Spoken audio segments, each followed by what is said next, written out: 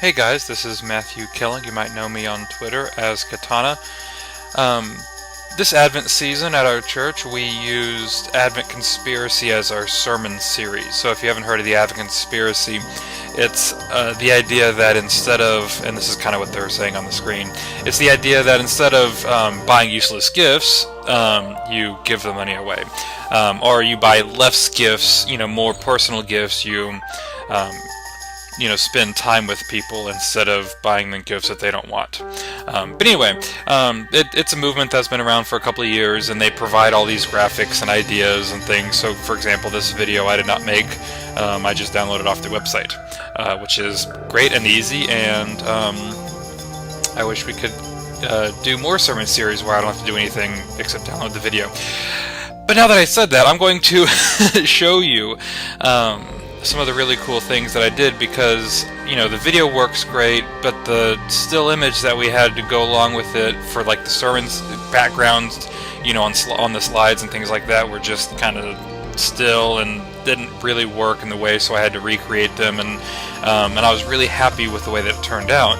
So I just wanted to show that to you. I'm explaining that to you, but I'm also half stalling till the end of the video so that you can see what happens at the end of the video.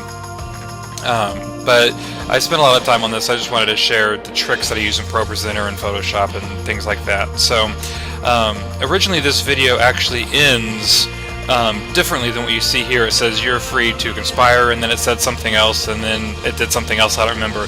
Now you're watching this in ProPresenter as if the audience would see it. It actually fades to a nice starburst, and then it says the Advent Conspiracy. And so there's a nice transition in there. But that nice transition took a lot of time and effort to get done, and that's what I'm going to show you how to do. Now I'm going to exit out of this for just one moment, change one thing, because I don't have it 100% automated here. Go back in. So again, this is what the audience was saying out of the Advent Conspiracy. This is the title slide, so this would, be up there while the pastor is talking, and then he gets up and then he wants to read the scripture, and it'll say Matthew 1:18 through 25, and then as you can see the actors move off to the side. I call them the actors, the icons there move off to the side, and then we have the scripture here. If it's jittering a little bit, I apologize. I'm doing this at my home computer, which is much slower than the computer at church. So we reach Matthew 25, which is the last verse, and then from here we go back to the title slide, except now instead of saying the Advent Conspiracy, it'll say A Small Town Scandal, which is the sermon title for the first week, which is these slides are based on the first week. So, and then again it stays like this till the end of the sermon. You see the background's moving. It creates a nice, subtle background with movement for people during the sermon. So now from here we're going to so that is what the audience saw. Now I'm going to show you how I made all this happen, and we're going to go to Photoshop. Okay, before we go into Photoshop, just wanted to show you the file that this originally came from. You probably recognize this because this is the background. It looks like the background, but it's slightly different. I downloaded this file off of the Advent Conspiracy website. They provided all of these graphics for us, which is great. The problem is, if you can see up here, this is Advent Conspiracy Wiseman logo vector.ai. That means it's a vector file. AI is a vector file, and for some strange reason, Photoshop can't read AI files. Thank you, Adobe, for making files that Photoshop can't read. So I had a problem. How do I get this AI file into Photoshop? So what I did is I opened it up here in Preview, which is the default image viewer in OS X. If you're a Windows person, just letting you know. And I can actually, of course, Preview can read it. Photoshop can't, but Preview can. So I just saved it as a JPEG, or I don't remember exactly, some file, and it lets you specify a render size, and I rendered it out at a very large size. I then took that into Photoshop and used the magic wand to get the actors out.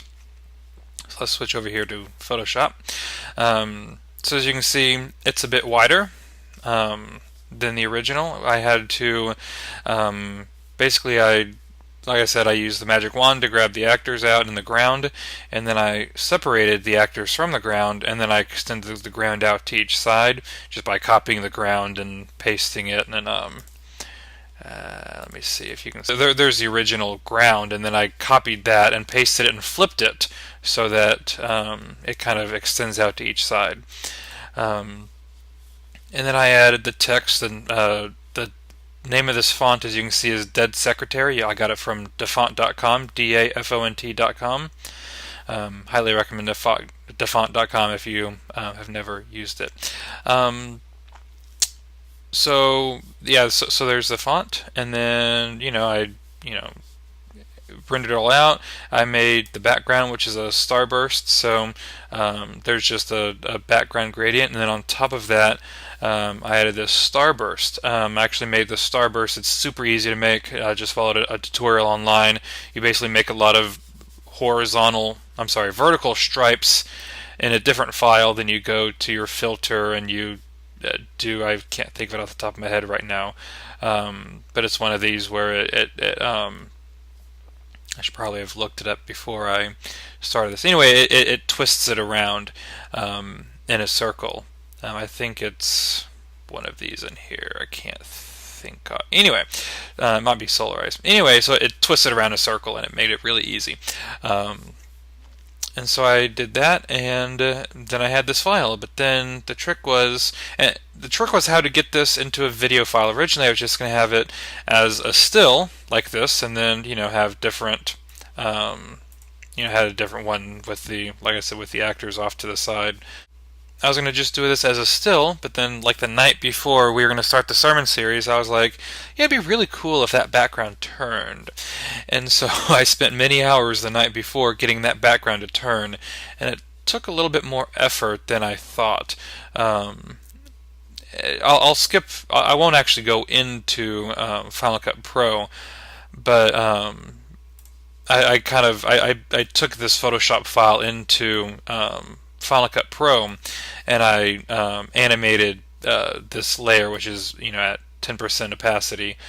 Just animated it to turn, and then I exported that out as a video file, and that worked out really well. And then here in Photoshop, I exported each of these out as a different layer. So there's a floor layer, and I just have a PNG with a transparent top, but the floor. And then I have one with the actors, and then one with the small actors, and then I have several. I exported out the text. I exported out the text as a separate file because ProPresenter was treating this font funny. It was making it much bolder. It didn't look as good inside of ProPresenter, so I only had 3 or 4 different slides that had this font on it. As if you remember in ProPresenter, our scripture slides had a different font for the scripture. So I only had the African Conspiracy, Matthew 1:18 through 20, and then the sermon title here, which is repeated over here, as that font. So I just exported out 3 different stills outside of Photoshop, again as a transparent, just like that, and that worked out very well. So I had all these stills, and then I had to import them into ProPresenter. Okay, here we are in ProPresenter. It took me a long time to figure out how I wanted this to be done, and so I'm going to skip the long story, and I'm just going to get to how I did it, and then hopefully from there, you might see in the process you'll see the problems that I had. So here's the video that you saw playing earlier, and this is like I said, this is what you saw earlier at the beginning of this video, straight through what the audience saw. Had a video, and then the video is 103. The video is longer than 103 seconds long, but I wanted it at 103 seconds to move on to the starburst. Now you could argue that I could have just edited the starburst into the end of the video. Therefore, I wouldn't have to have this transition be in ProPresenter, or it just would have been pre-rendered transition. The problem with that is then how do you get a smooth transition from the pre-rendered background that's in the video to the background that you want to play all the way through here? So I ended up not pre-rendering the background on the video. I just have ProPresenter render that live. I was worried that our computer wouldn't be able to handle it, and it handles it great. Sometimes our computer at church handles things well, and sometimes it doesn't. This one, it just happened to work out really well. At the end of the video, and I guess I can, let's see if I can find it here. Yeah, go this way. So at the end of the video, when I was editing it, I just I'll turn it down. You can't hear that, but I can. Like I said, it just goes to feel free to conspire, and then it just sits there for 30 seconds. It doesn't do anything. The original video does other stuff, and has other talking and stuff, but I edit all that out, and I just have this still sitting there. That way, it can edit out. It can transition to this slide whenever it needs to. You might also know, so here you can see here is the background. You might see right next to it the audio file. Well, I had to add the audio file to this slide separate because the audio continues playing underneath this transition. And if I had this as a foreground or background, doesn't matter, the video as a foreground or background in ProPresenter, and then it transitions to this background, you're going to lose the audio. And so I had to edit. It was super simple. Out of Final Cut Pro, I just exported a .wav file, and then I added it separate. And then whenever I added, you can see the media properties here. You can see the volumes all the way down on the video, so that you see the video, but the audio you're hearing is actually from a separate source, even though it's the exact same audio. On one of our services, it got about half a second off because I guess they didn't fire it exactly the same time, but it wasn't bad that, it wasn't super noticeable. The other two most of the services that I've been doing with this have been fine. So then towards the end of the video, it transitions to this slide, and then it transitions to the Advent Conspiracy slide. So you can see it ends up like that. Now in the video, and you saw a hint at this earlier, at the video I had the transitions set up at 3 seconds each, both the foreground and the background, so that when it transitions nice and slow, and it works with the music, and it works out really well that way. Problem is, once I go to the next slide, I don't want it to stay on 3 seconds. I want it to go back to 0.4 seconds, which is what we normally did. So I had to go back in here and manually change this, which is a pain. And that's why I have these in red. It's 3 second transition. Remind myself to change it, because if I don't change it, come to the end of the video, it's going to pop it in. And several of the services I forgot to change it, and so it just kind of popped up all of a sudden instead of a nice smooth transition. But that's not a super huge deal. That's one really nice feature in ProPresenter 5, is that you can do transition times on each slide, in case you want to do something like this. But at the time I did this, ProPresenter 5 wasn't out in public beta. Right now it's in public beta, so if you're watching this in the future, you're going, I'll just use ProPresenter 7. I'm like, okay, dude, I'm still using ProPresenter 4. That's cool. So anyway, and then, we go on from there. So as you can see, I have the background video, but then these slides, we'll go in here to edit slide. These slides have all of the still backgrounds that I exported out of Photoshop. So you can see the Advent Conspiracy, and I'll move that one to the side.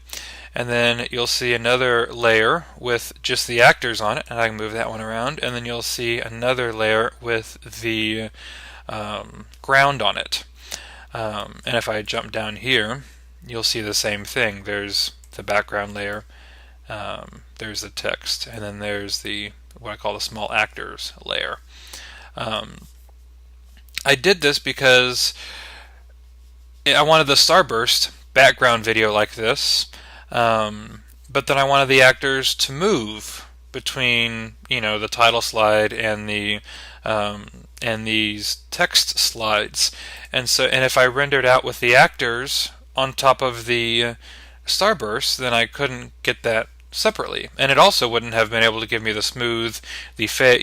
When I fade to the starburst and then fade to the Advent Conspiracy, it wouldn't have had that extra step in it. And I really like that extra step. Hold that thought past Matthew. Hey guys, this is future Matthew. I was editing the video and I left out one of the really cool reasons why you want to render out your background video apart from all of your foreground images. Let's say you want to add an image that you have full rights to show. Let's say your pastor wants to show an image and you have full rights to show it. You did not download it off of Google, correct? Right? Okay, good. Just making sure. I have this image here that I took myself of my Christmas tree in my living room. A little short tree, but that's okay. We're going to add it as a slide property so that, because if you add it as a background or a foreground, then it would actually stop playing the motion background. We don't want to do that. We just want to have it as a slide object. So now if you click on it, it will show the slide with the motion background behind it, and I actually kind of like my Christmas tree with a starburst behind it. That's nice and moving. I'll make that my screensaver. So anyway, just think of it all the way through. Let's say originally you weren't planning on having your pastor throw up an image up there, but he surprises you Sunday morning. It's nice to have that flexibility and not have to worry about some camel sticking out from behind your Christmas tree or something here. I know I can have a clean plate. Okay, back to you, Past Matthew. So the way that I did that, I did not actually place these all individually. I actually created a template. I'm going to stop this so that my computer will run slightly faster. And you're not going to see it because that's all at church, not here at home. I don't have the template here at home. But anyway, I went in. I can show you how I did it. I created a new template.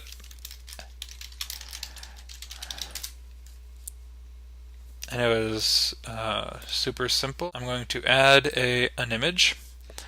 And then I'm going to go to this file, week 1 scripture.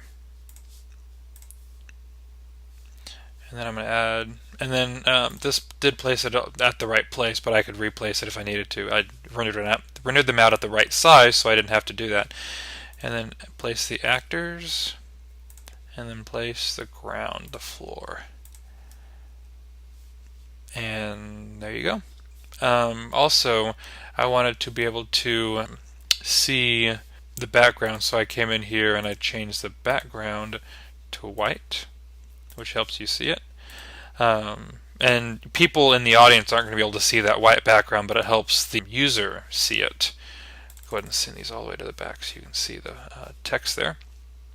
And then I created another one here. That's basically the same thing. Added the floor, and then added the small actors. And then again change the background to white, and that was it. Now you have those as templates. Now all you have to do is go right click, template, Advent Conspiracy, and apply that template, and it puts all of those in there. So say I create a brand new slide here that has nothing in it, just right click, template, and boom, there you go. That's all ready to go. With the if I was playing this, it'd be ready to go. Of course, I can also create a new slide and go to template, Advent Conspiracy, and do a text slide. And I didn't set up I didn't show you that on this slide you have to set up a text box. I didn't set up that text box, but that should be fairly easy to do. So now I have Matthew 1:18 through 25 on all of these, but I want to have different slides on. I want to have different.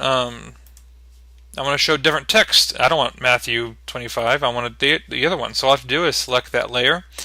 Go here to the gear. Go to Change Source, and say Week 1 Scripture is one I already did. It's Week 1 title. Now it says a small. What? It's late. If you can see, it's 3 a.m. in the morning here. 3 a.m. in the morning? Yes, you can tell. Or the title, the text, whatever you want it to change it to. That way, every week, I just export out new title slides, and I just come in, right-click, and change it. It's super easy, super quick. And I think that's it. I mean, now that I repeat it out loud for you guys, it sounds super simple, and on a certain level it is, but it took me a long time to get it all working and edited right and done. So I hope that this inspires you and gets your creative juices flowing, and something as simple as a moving background, I think, is simple, and a lot of people won't notice it right away, and the people that do notice it won't understand how much work it went into it. But I think it is totally worth all of the work that went into it. I think it is. I think it's one of those really subtle ways that you can enhance the worship experience. If that is, if you're doing this kind of in-depth work. So I hope that inspired you. If you have any questions, you can hit me up on Twitter or Facebook. You can find me at Katana, Katanna. Let me know if you have any questions. Talk to you guys later.